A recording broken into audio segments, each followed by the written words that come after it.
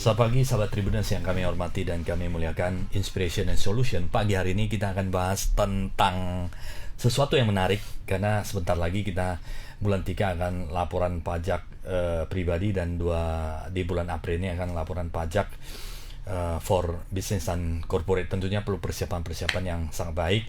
Hari ini di studio telah bersama kami Pak Wong Akian SHMM. Beliau adalah founder of Wong Tax Center, practitioner dan tax advisor, juga adalah pengacara pajak dari ICW Law Firm and Partner.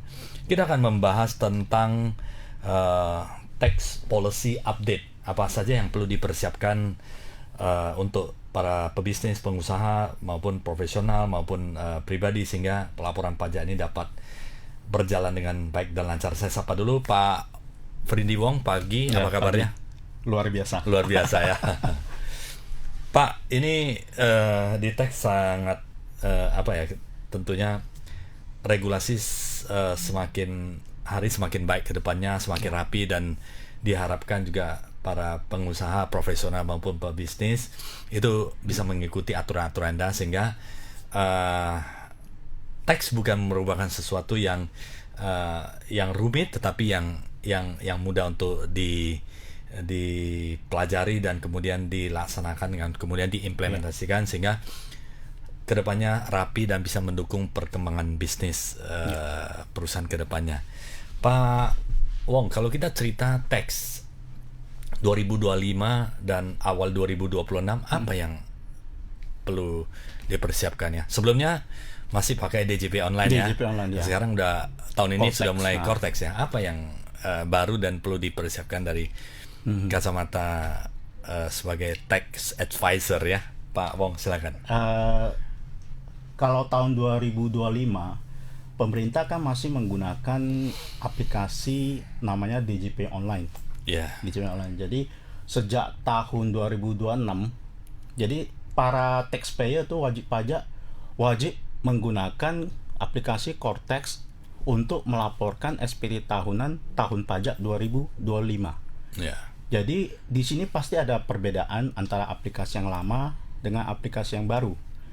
Jadi kalau menurut saya itu Cortex itu aplikasi yang sangat bagus dari pemerintah, karena di dalam Cortex itu bahannya itu semua komplit. Dari awal kita start untuk mengentry data, untuk mengentry status data pribadi atau data perpajakan, itu di Cortex itu semua bisa memadai.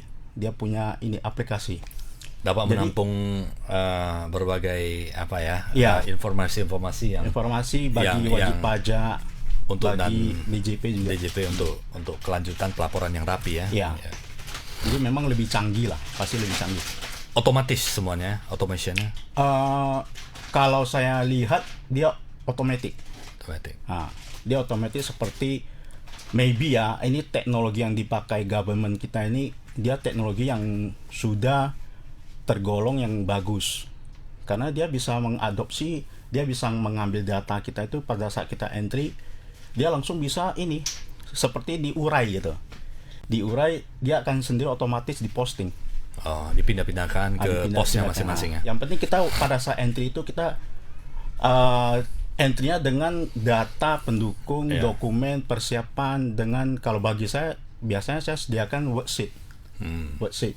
Jadi kalau kita sediakan worksheet, dokumen-dokumen pendukung, harusnya kita entry itu tidak ada problem. Nggak ada masalah. Sudah lengkap ya? Oke. Kalau kita cerita mengenai peraturan, apa saja yang perlu dipersiapkan dan itu mandatori ya, yang artinya harus diikuti oleh para wajib pajak, sehingga kedepannya bisnis semakin lancar, semakin baik kedepannya. Dan ya memang pajak adalah wajib kan? Karena kita sebagai warga negara, menurut saya pribadi ya, kita wajib mengikuti rules, aturan dari pemerintah, perkembangan zaman. Beda dengan zaman dulu. Kalau zaman dulu kita itu mungkin para taxpayer atau wajib pajak menganggap SPT tahunan itu mungkin agak kurang aware gitu ya. Yeah. Jadi sekarang kalau sudah masuk zamannya Cortex, kalau saya bilang zamannya Cortex. Dan Cortex ini akan diperbarui terus.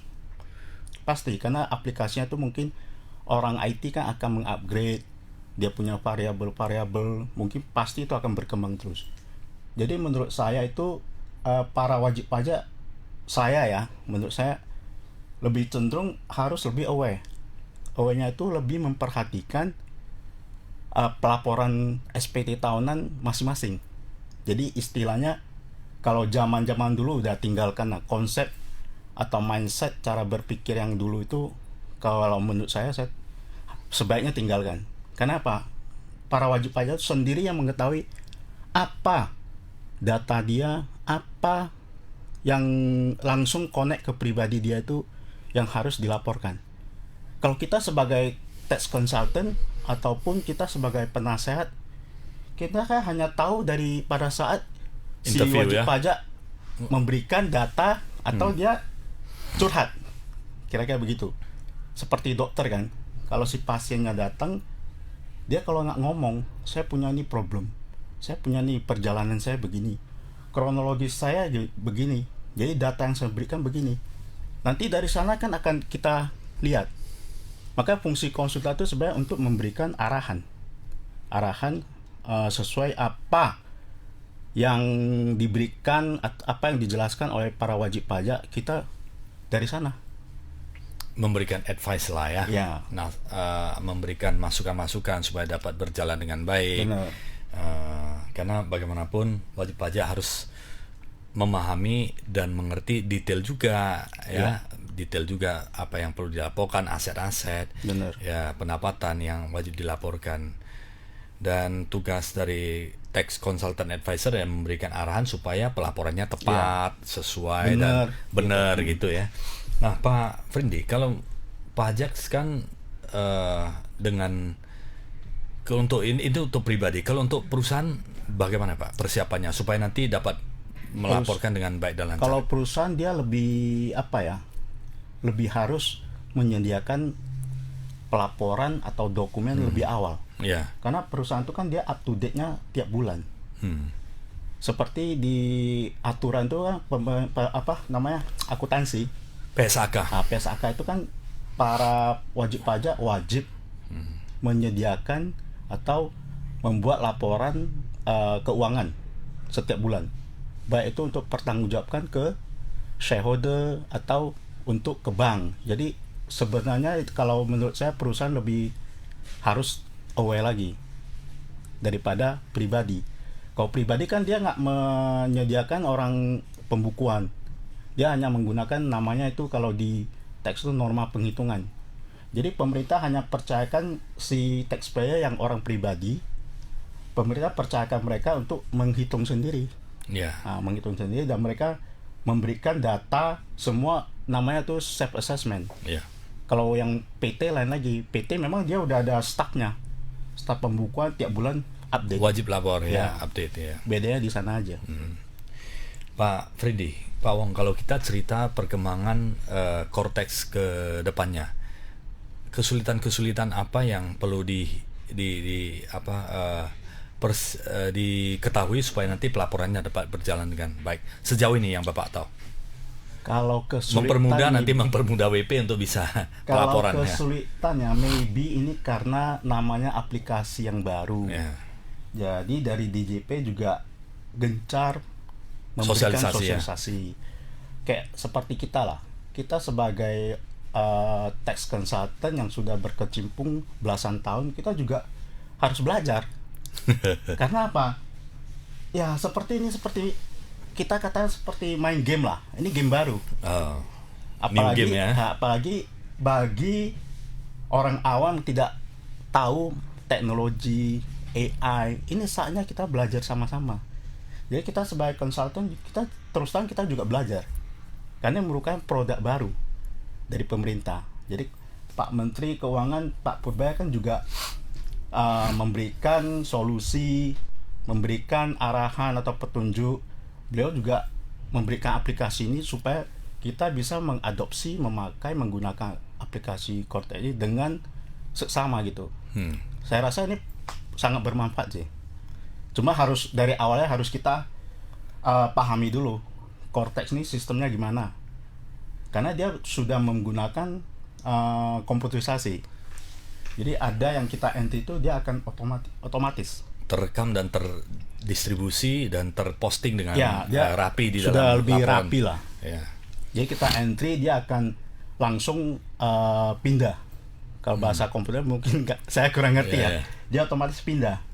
Data-data yang kita entry dia pindah otomatis. Dia sehingga tidak perlu lebih praktis, lebih efisiensi waktu lah ya. Kalau sebelumnya kan kita perlu pindahkan satu-satu dan kemudian lampiran itu kita harus submit ya. Seperti mungkin itu. Yang Cortex kita repotnya di awal aja. Di SPT tahun 2025 kan.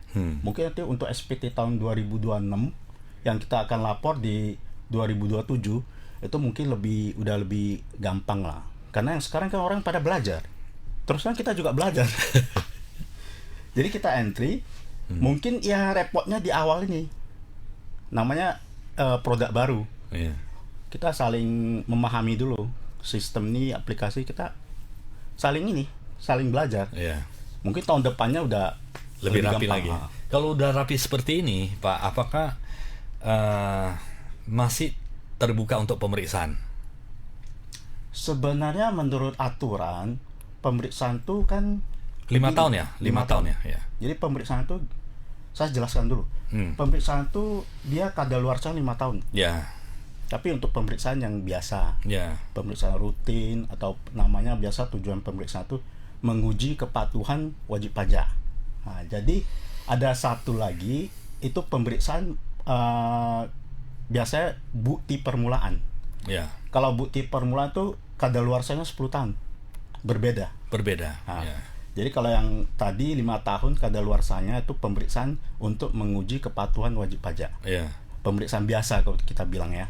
Biasanya terus kalau bukti permulaan itu ada indikasi.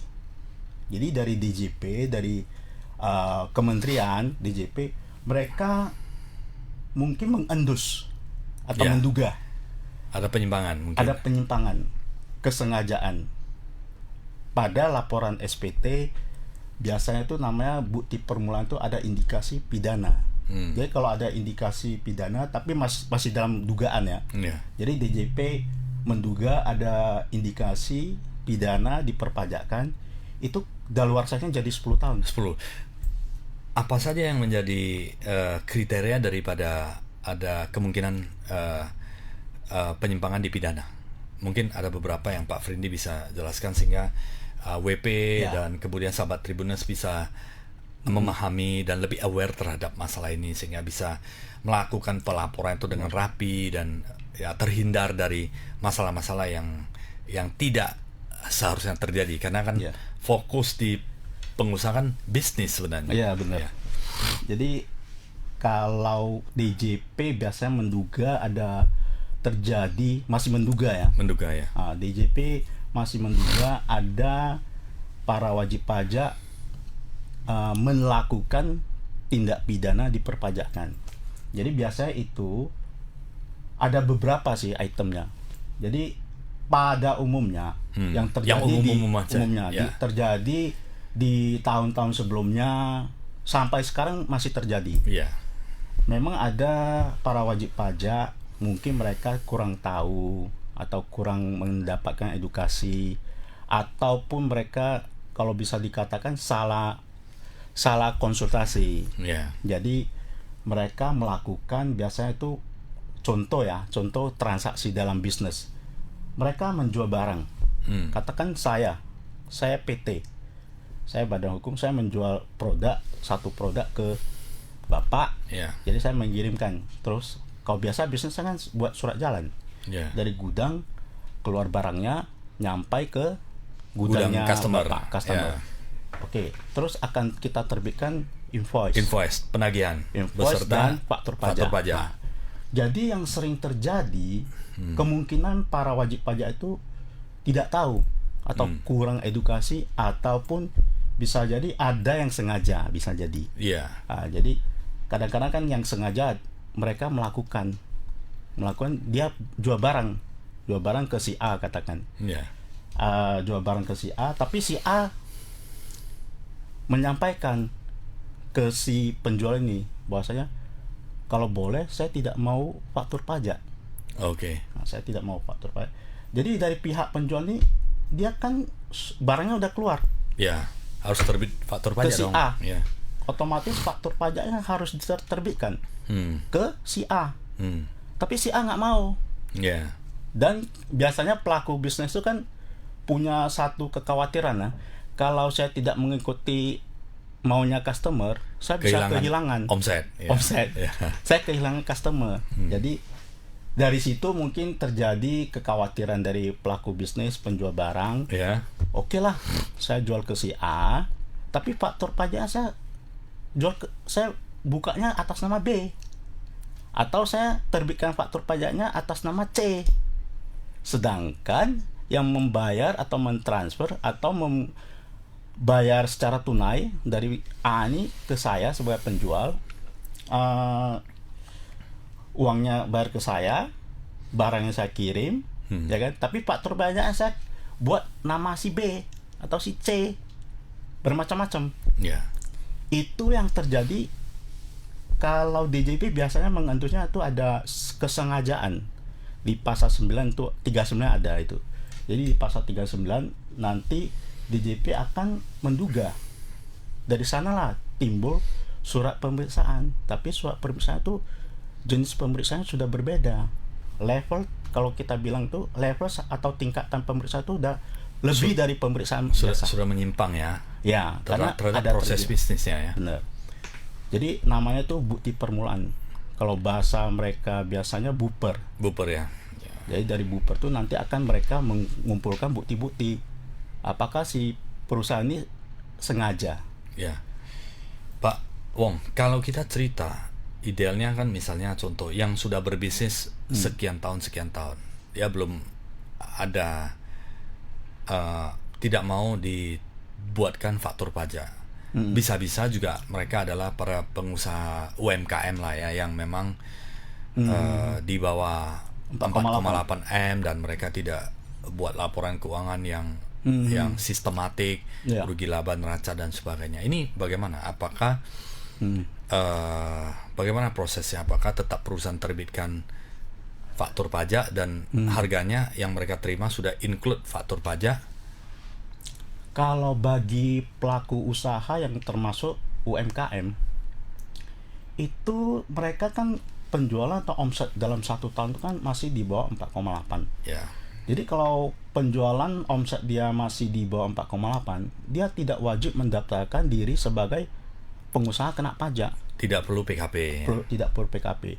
Otomatis dia tidak perlu menerbitkan faktur pajak karena memang dia belum memenuhi persyaratannya. Ya. Nah, kalau UMKM, kecuali dia dalam 1 tahun pajak itu mungkin dalam beberapa bulan atau dia udah berbisnis 6 bulan, tapi udah melewati 4,8 miliar. Ya, wajib. Jadi, itu. Bulan berikutnya dia wajib mendaftarkan diri sebagai PKP. Dari sana baru dia bulan berikutnya, kalau setelah dia sudah register, kan kalau PKP paling 10 hari. 10 hari.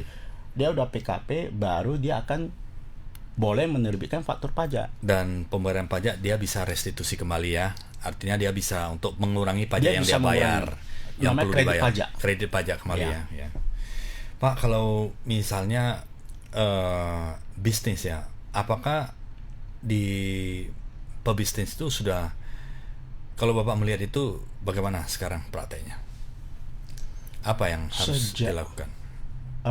Dilakukan maksud saya begini, lebih baik para pelaku bisnis itu lebih mau melek, kalau bahasa apa ya, peraturannya peraturan. Setidaknya mereka lebih mau belajar. Mungkin ya kalau bagi kita ya, pebisnis itu kan tidak punya waktu. Yang penting dia jualan. Jual. Ya kan? Itu udah cukup pusing kan? Mendapatkan customer dan zaman sekarang kan untuk memaintain customer itu, pelanggan itu sangat-sangat memerlukan waktu dan perhatian. Jadi mungkin di satu sisi para pelaku bisnis ini mereka sudah sibuk jualan.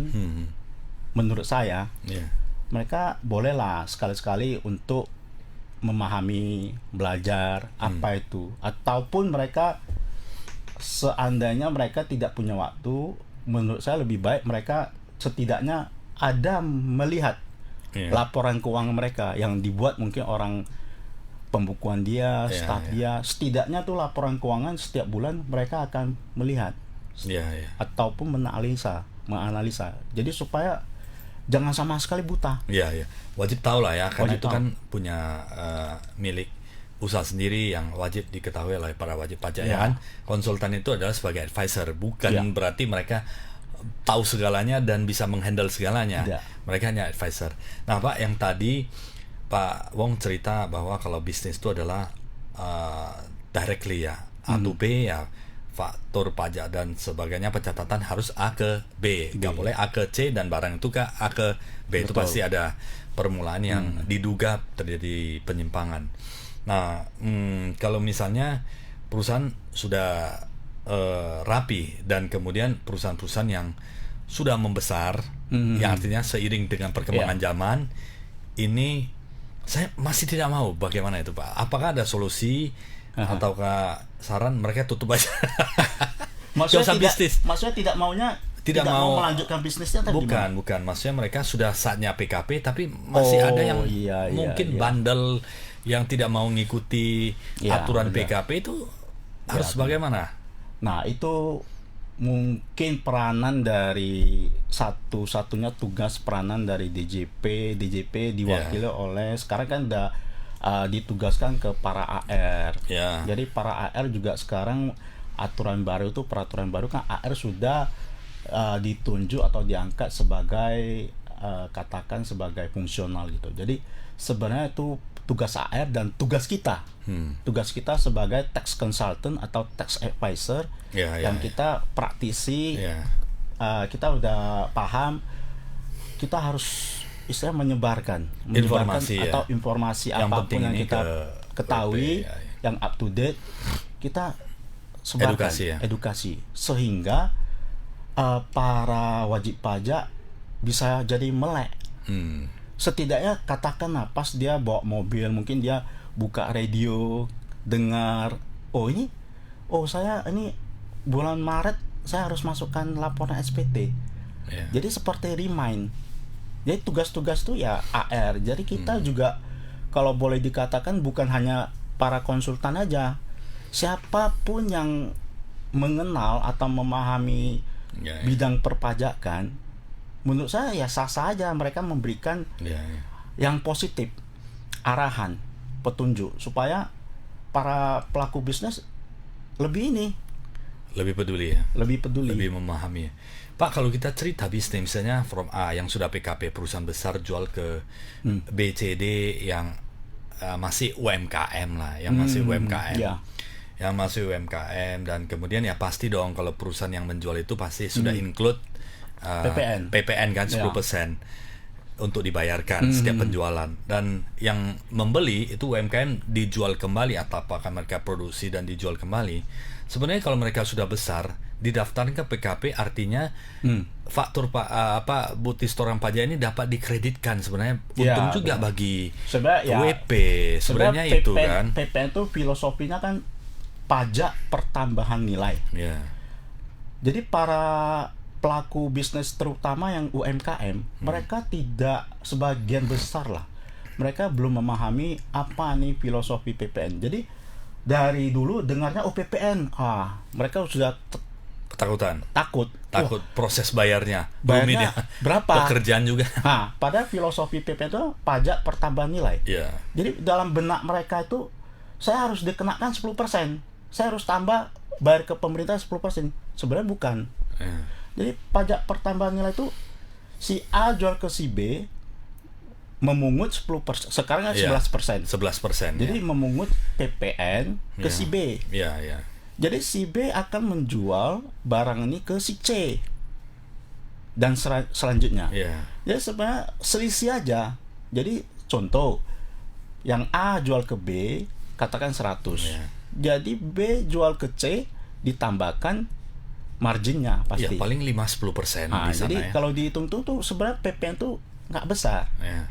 Apalagi kalau sekarang hanya dinaikkan 1% kan, 10 Yeah. jadi 11%. 11%. Nah, itu pun masih diberikan kelonggaran. Jadi sebenarnya yang dibiarkan para pelaku usaha itu, pelaku bisnis itu hanya selisih. Jadi bukan 11%-nya atau 10% gitu, bukan. Jadi mereka mungkin belum cukup diedukasi. Iya. Kalau UMKM oke lah, karena kena final kan 0,5%. Ya. Itu diperpanjang sampai 2029 jadi ya? Belum ya? Suratnya sudah ada? Belum. Pak, belum Kalau ya? untuk peraturan khusus PPh final 0,5%. Itu sudah ada perpanjangan? Belum? Sampai sekarang memang dari pemerintah belum ada menerbitkan peraturan untuk memperpanjang peraturan yang berakhir di tahun 2025 ya. sampai sekarang.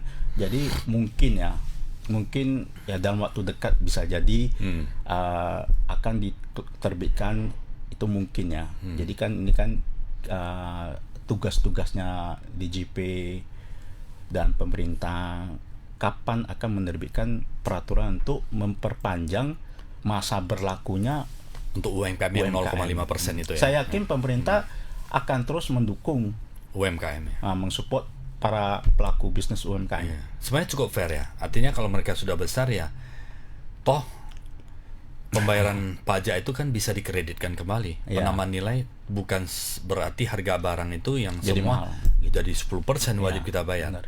Kita bisa kreditkan dari yang kita penerimaan yang kita beli, Ya. PPN masukan. PP masukan. Jadi nanti PPN keluaran itu bisa dikurangi di Ya sana. dikurangi aja. Selisihnya aja sih. Sebenarnya cukup fair ya gitu ya. Nah, semoga bisa lebih rapi ke depannya. Itu untuk memonitor UMKM naik kelas yang sudah di atas 4,8 M, setiap penjualan juga sekarang diwajibkan harus ada KTP kan?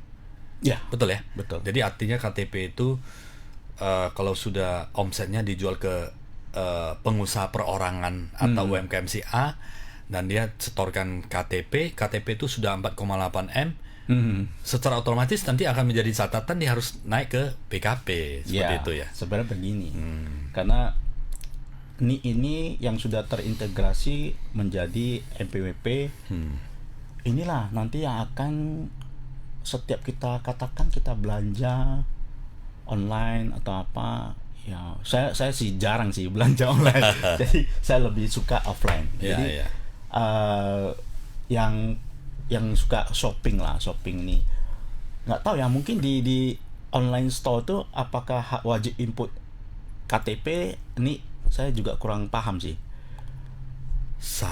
Ini mungkin nanti perlu kita cari Jadi kalau ada informasi lebih input, detail ya lagi mungkin ya. dari sana akan ditarik sebagai data, bahwasanya si perusahaan atau pemilik jaringan online ini dia sudah menjual barang ke end user atau pemakai langsung. Begitu Sudah melewati 4,8, otomatis mereka kan harus PKP. Tapi yang menyediakan jasa ini kan dia ada namanya ini yang di tengah sebagai perantara ini kan ada. Yang memberikan, yang megang contoh Shopee. Shopee kan dia di tengah-tengah. Makanya pemerintah DJP mempercayakan Shopee untuk memungut pajak. Memungut pajak. Jadi pihak Shopee dia sebagai perantara antara penjual dengan end user, pembeli. Ini Shopee dipercayakan oleh DJP pemerintah supaya Shopee ini berperan sebagai pemungut. Nanti distorkan ke nanti yang dipungut akan distorkan ke Direktorat Jenderal Pajak di Kekas Negara gitu. Itu yang lagi berjalan ya. Jadi dengan adanya KTP semua sudah clear ya, apalagi KTP elektronik yang sudah database itu sekarang sudah inline kan dengan NPWP juga ya. Di Capil sudah inline dengan. Jadi ya semua saatnya sudah harus transparan.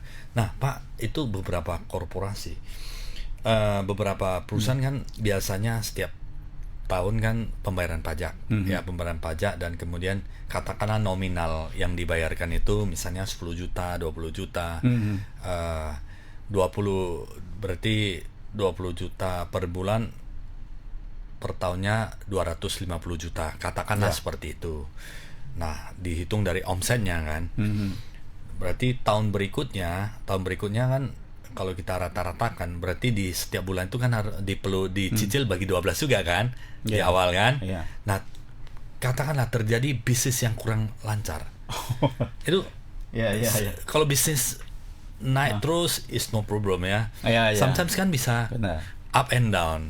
Karena dan itu logika bisnisnya itu kan bisa tahun ini bagus, tahun depan tiba-tiba kompetisinya banyak, timbul produk-produk merek-merek baru, bisa itu saingan lah. Jadi biasanya itu kita boleh ketika omset atau penjualan kita anjlok atau turun, katakan 50% atau berapa itu, sebenarnya dari DJP memberikan kelonggaran. Kelonggaran bahwasanya para wajib pajak boleh meminta penurunan pajaknya, biasanya itu angsuran. Angsuran kita dengan mekanisme memohon dengan membuat surat permohonan ke kantor pajak. Ditujukan biasanya ke kepala kantor KPP mana dia terdaftar. Itu ditujukan ke kepala kantor KPP dia terdaftar supaya memberikan data-data bahwasanya saya prediksi omset saya ke depannya akan turun lagi. Karena ada pengalaman dia sudah 6 bulan atau 3 bulan omsetnya mulai turun kan dibandingkan tahun pajak sebelumnya. Jadi tetap dilampirkan data pendukung supaya nanti para AR akan menganalisa apakah perusahaan ini layak diturunkan angsuran pajaknya, angsuran PPh 25-nya. Nanti kepala kantor akan memberikan persetujuan. Kalau memang dia penjualannya anjlok yang sangat drastis, mereka akan memberikan bahwasanya ini perusahaan boleh menurunkan angsuran pajak penghasilannya. Tapi sudah pasti harus diperiksa duluan kan, data-datanya dan sebagainya. Semua datanya validasi aja. Validasi datanya apakah itu masuk akal dan sebagainya. Tapi memang dia bukan pemeriksaan seperti yang biasanya SP2 diterbitkan SP2 enggak. Ini hanya verifikasi validasi apakah yang disampaikan itu memenuhi syarat, layak enggak ya. Kalau dari pihak DJP atau pemerintah tidak membuat regulasi untuk verifikasi data, bisa jadi disalahgunakan gitu. Ya karena kan bisnis kan bisa up and down seperti itu ya. Itu udah wajar lah. Ya udah wajar ya kalau kita ya memang semua orang mengharapkan bisnis itu tetap maju, berkembang. Bisa maju terus.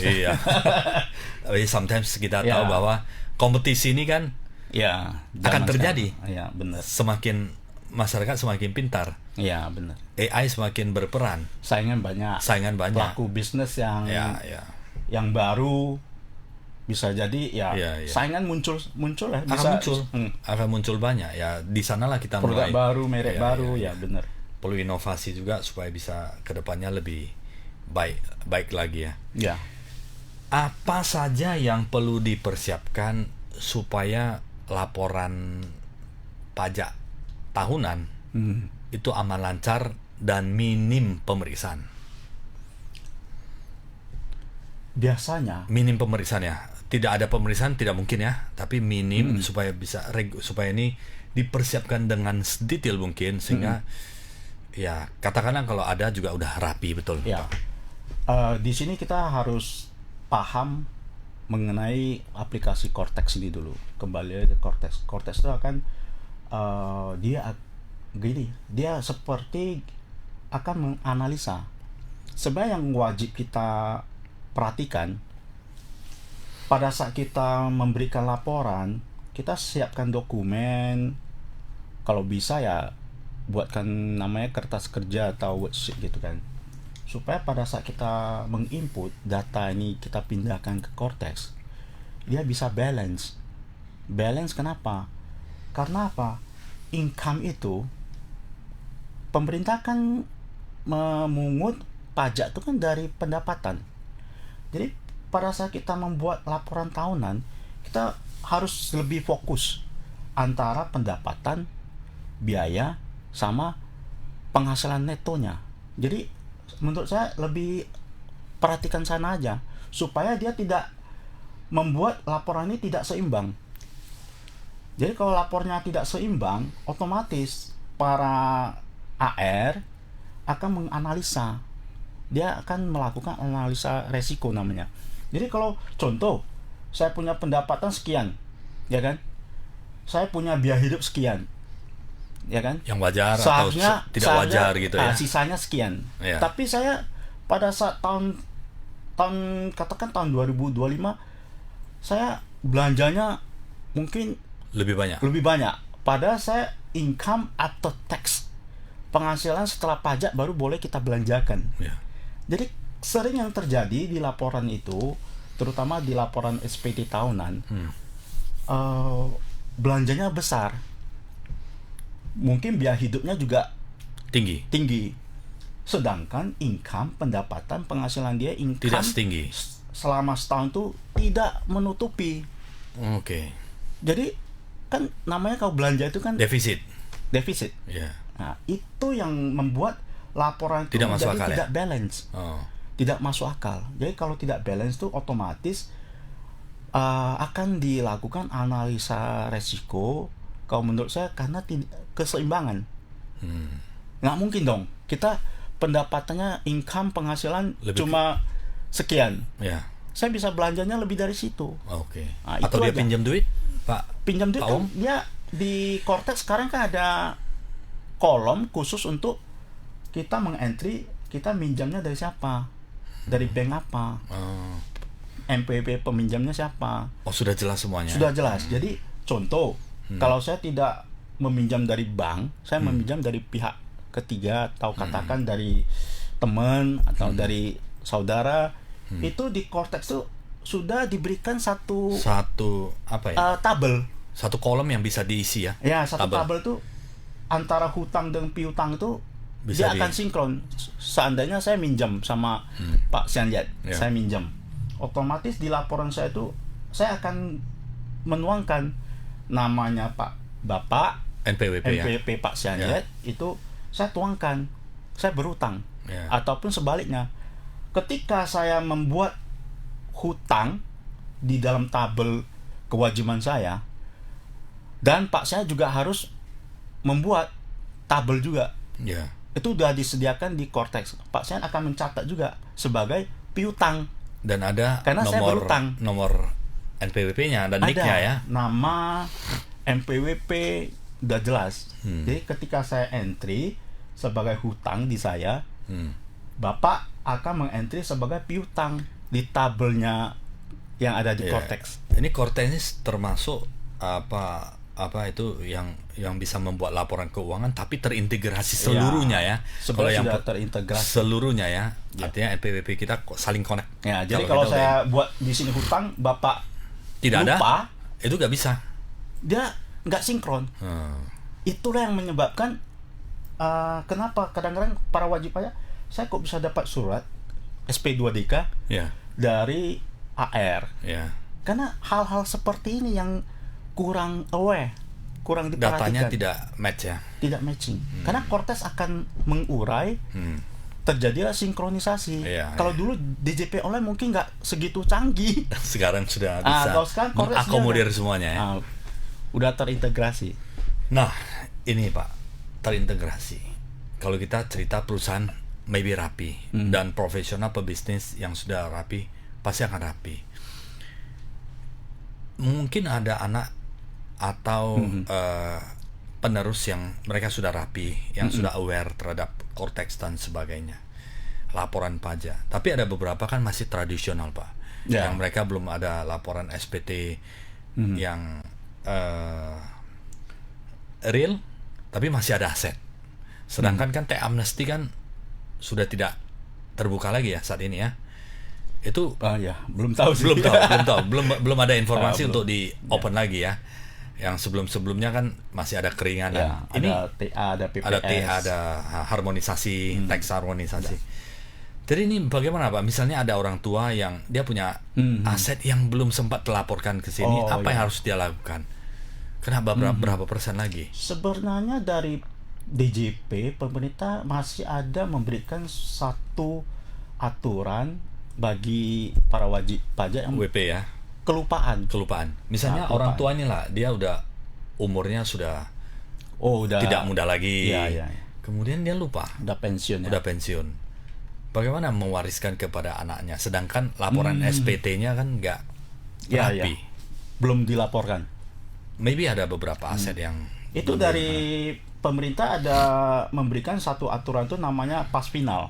Pas final itu untuk memberikan kesempatan bagi para wajib pajak yang kelupaan. Oke. Ketika dia TA, ketika dia ikut PPS, dia masih lupa untuk melaporkan ada sedikit aset atau apa. Katakan dia mungkin di luar negeri punya polis asuransi atau dia punya aset di luar negeri, apapun itu kan. Dia bisa menggunakan fasilitas ini, namanya pas final. Pas final untuk melaporkan, membayarkan, sehingga nanti kedepannya aset yang dia lupa lapor bisa dituangkan, diakui di SPT tahunan. Oke. Berapa persen ya? 12,5. Itu baik rumah, kemudian uang dan nilai dan sebagainya ya. 12,5 itu final ya. Final ya, bersifat final ya. Sudah dibayarkan, itu berarti sah. Udah bisa masuk di laporan tahunan ya, SPT tahunan. Dan itu bisa diwariskan kan? Bisa.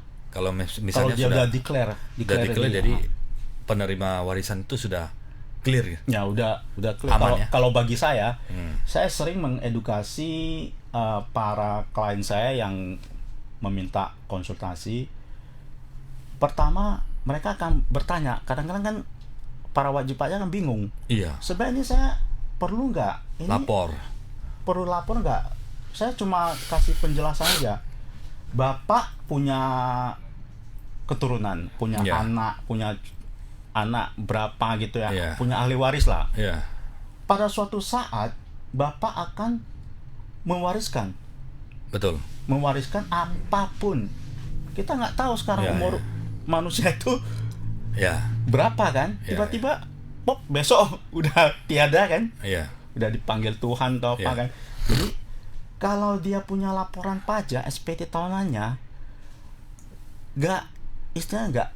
nggak benar atau masih kurang benar, itu si ahli waris atau pewaris ini dia akan menerima aset ini yang diwariskannya dengan, kalau saya bilang, keadaan yang nggak tenang. Jadi kalau si para wajib pajak yang sebagai orang tua yang mempunyai keturunan, mempunyai anak, jadi kalau mereka melakukan laporan pajak itu SPT dengan rapi, aman. Seharusnya para ahli waris menerima dengan, kalau saya bilang, dengan senang hati, mungkin dengan damai lah. Dengan tenang lah ya. Tenang. Pak, jadi pertanyaannya, kalau misalnya ada dari orang tua yang punya aset, dan kemudian orang tuanya, apakah diurus SPT dari orang tua atau dari anaknya? Karena asetnya lupa dilaporkan. Harusnya dari orang tua dulu. Di-clearkan, dilaporkan di orang tuanya. Setelah itu baru diwariskan ya. Harus dirapikan di pemilik aset, tentunya orang tua. Karena kan aset ini kan kita dan dari DJP akan melihat sumbernya dari mana. Sering orang mengabaikan atau mungkin tidak tahu atau kurang pengetahuan, sering mengabaikan. Ini sumber yang harus diberikan ke ahli waris, ya kan? Mereka lupa. Nggak mungkin ini jatuh dari langit. Pasti ada sumbernya. Jadi kalau sumbernya jelas, yang menerima ini juga jelas gitu. Kalau menurut saya. Jadi sering saya memberikan edukasi ke klien saya, Bapak harus memikirkan jauh panjang ke depan. Jadi teks itu bukan cuma hari ini, besok, atau tahun depan. Jadi kita harus mikirkan 5 tahun ke depan gimana. Jadi saya belikan rumah masih atas nama saya, contoh. Jadi kan mungkin orang tua kan kadang-kadang belum mau memberikan ke, atau anaknya masih di bawah umur. Jadi harus dipersiapkan dini. dini hari ini bahwasanya ini akan diberikan ke anak saya. Jadi laporan SPT dia harus rapi supaya dia bisa memberikan ke ahli waris. Oke, Pak Frindi, satu lagi, asuransi. Misalnya orang tua yang memiliki asuransi, tapi dia lupa lapor. Lupa lapor sehingga nanti kalau penerima warisan kan agak repot itu. Oh iya. Ya, kalau suatu ketika dia bisa mendapatkan benefit dari asuransi itu. Benar. Angka yang dibayarkan itu berapa persennya? Dari total petanggungan atau dari angka yang preminya, Pak? Ini asuransinya dia jiwa lah katakan. Lupa dilaporkan atau sudah dilaporkan? Katakan lupa ya. Lupa. Ya. Oke. Lupa sama begini. Dia boleh melaporkan di SPT-nya sendiri SPT kan? Boleh. Ya. Dia boleh. Cuma dia harus bayar sesuai dengan arahan tadi menggunakan fasilitas Paspinal tadi. Dia melaporkan premi-premi yang telah dia bayar kepada pihak asuransi Paspinal ya. Terus dia paspinalkan dia punya premi ini supaya nanti ketika polis ini mau dicairkan sudah ini sumbernya udah jelas ya. Seandainya lupa dilaporkan, tiba-tiba yang lupa lah bahwa dia lapor ada yang lupa dan hari H mau diklaim. Oh, udah terjadi klaim atau misalnya orangnya udah tiada gitu. Udah tiada lah. Jadi terjadi rupanya ada asuransi. Ternyata tidak dimasukkan di dalam. Bagaimana? Apa yang dia harus dilakukan oleh ahli waris atau anak-anaknya? Si anak ini boleh dia terima, cuma kan si anak kan kalau dia punya MPP, dia juga mempunyai kewajiban untuk melaporkan aset dia. Dalam bentuk apa? Kalau pihak asuransi memberikan dia cash tunai, dia harus bayar. Transfer ke bank otomatis kan. Transfer ke bank berarti kan saldo si anak ini akan bertambah. Dan dia harus bayar kan? Sumbernya dari mana? Sumbernya dari asuransi orang tuanya. Jadi DJP AR akan melihat ini sumbernya dari mana? Kok tiba-tiba si anak ini jadi orang kaya gitu. Yang menerima 5 miliar begini. Ya ini dari mana sumbernya? Dari orang tuanya. Oh, orang tuanya ada laporkan nggak? Nah, jadi sana akan terjadi pertanyaan sumbernya mana gitu. Kalau orang tuanya tidak dilaporkan, berapa nilai yang harus dia bayarkan? 12,5 ya? Tergantung si laporan SPT anak ini. Misalnya dia dapatlah 5M. Nilai pertanggungan 5M anak ini dapat. Anak ini menerima klaim asuransi 5 miliar. Dia harus berapa banyak? Sedangkan si orang tua udah tiada. Ya. Kalau orang tua yang bayar kan 15% pas final. 12,5 pas final. Ya. Si anak ini kalau menurut saya ya bisa jadi ini mungkin kurang tepat atau kurang cocok, mungkin akan bisa ditanyakan langsung ke AR atau apa. Menurut saya si anak yang menerima klaim asuransi katakan 5 miliar, dia akan dikenakan tarif pajak itu sesuai pasal 17 progresif. Progresif. Bisa-bisa 35% Tapi dia kan ada lapisan tarif progresif. Yang jadi, di atas berapa itu jadi kena. Lebih tepatnya ketika kalau saya udah standby semua. Kalau saya punya klien, saya punya dilaporkan terlebih dahulu ya. Mereka punya polis asuransi di Singapura. Semua dideklarkan ya. Deklarkan aja. Supaya apa? Saya simpel aja saya berikan penjelasan. Ketika anak kamu mau klaim, ketika kamu sudah tiada, ahli waris mengklaim uang sekian. Contoh kalau yang Singapura kan gede-gede, bisa berapa puluh miliar. Jadi ketika kamu sudah tiada, jangan membuat susah anak kamu. Karena anak ini dia tahu apa-apa, dia hanya menerima uang, tapi nanti kalau dari pihak DJP akan menghitung pajaknya, si anaknya kan bingung. Terjadi nanti dispute kan. Si anak terima, saya nggak tahu nih dari orang tua gitu kan. Itu banyak yang asuransi yang di luar negeri, terutama yang di Singapura. Saya rasa ya mudah-mudahan yang orang Medan, terutama yang orang Medan, Sumatera Utara, kalau yang ketemu saya semua udah rapi. Clear ya? Clear. Saya bilang deklarasi aja. Lapor aja. Bayar waktu PPS kan bayar 8%. Saya bilang bayar 8%. Kenapa? Lu hidup tenang. si ahli waris yang anaknya terima mau ngambil duit ke bank juga dengan senang ya. bahagia. Berarti kan? kalau misalnya orang tuanya sudah declare ke SPT tahunannya bayar pas final ya. Kalau sebelumnya tidak, PPS itu nggak sempat dilanjutkan. Ya. Dan kemudian 12,5 pas final. Artinya si anak terima hibah udah clear semua ya. Tidak perlu bayar. Tidak usah lagi ya. Karena hasil dari asuransi. Oke, sahabat Tribuners, tidak terasa kita sudah diskusi panjang lebar. Hampir 1 jam ya. Semoga ini pembicaraan bersama Pak Wong ini memberikan insight, inspirasi dan edukasi bagi kita semua. Tentunya peraturan dan informasi akan update secara terus-menerus. Yang pasti adalah kita harus rapi di dalam administrasi, pelaporan, pajak, supaya nanti ke depannya hidup lebih tenang dan keluarga kita juga bahagia seperti itu ya. Ya. Terima kasih sahabat Tribuners, terima kasih Pak terima kasih. Frindi Wong yang sudah bersama Inspiration Solution selama 1 jam. Ya. Terima kasih. Sukses selalu Pak Wong ya untuk melayani klien dan maju terus Pak Wong ya. Thank you sahabat Tribuners, terima kasih banyak sudah bersama kami. Sampai jumpa Inspiration Solution setiap Jumat jam 10 pagi yang selalu menarik untuk Anda. Sampai jumpa kembali. Thank you Pak Wong.